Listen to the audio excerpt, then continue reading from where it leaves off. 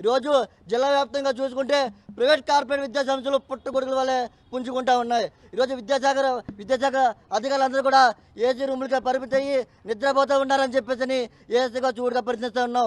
విద్యాశాఖ అధికారులని లేపడే ఉద్దేశంతోనే ఇటువంటి ప్రైవేట్ కార్పొరేట్ విద్యా సంస్థల ఫీజులు లోపల అరికట్టాలని చెప్పేసి ముఖ్య ఉద్దేశంతో ఏఎస్ఎఫ్ ఇటువంటి ఆందోళన కార్యక్రమాలకు శ్రీకారం చుట్టింది.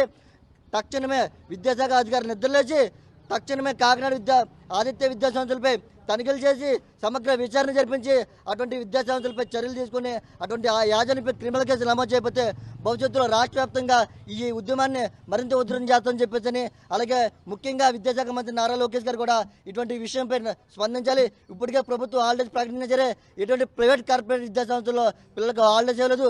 పూర్తి స్థాయిలో తీవ్ర ఒత్తిడి గురిచేసి విద్యార్థులు భయభ్రాంతి గురి చేసే విధంగా ఈరోజు ప్రైవేట్ విద్యా సంస్థలు ఆగడాలు చూస్తూ ఉన్నాం. ఒక ప్రభుత్వం ఫీజు రీయింబర్స్మెంట్ విడుదల చేయదు. మేము ఫీజు రీయింబర్స్మెంట్ విడుదల చేయకపోయినా సరే సర్టిఫికెట్లు ఎక్కడ ఆపొద్దు, విద్యార్థులు హాల్ టికెట్లు ఎక్కడ ఆపొద్దు అని చెప్పి ప్రభుత్వం ఒక పక్క చెప్తా ఉన్నా సరే విద్యార్థుల తల్లిదండ్రులు భయపెట్టి అధిక ఫీజులు వసూలు చేసి ఈరోజు కాకినాడ విద్యా సంస్థలు కోట్ల రూపాయలు పోగేసుకునే పరిస్థితి ఈరోజు స్పష్టంగా మనకు కనబడుతుంది. కాబట్టి ఆల్ ఇండియా స్టూడెంట్ ఫెడరేషన్గా ఒకటే హెచ్చరిస్తా ఉన్నాం. తక్షణ విద్యాశాఖ అధికారులు స్పందించాలి.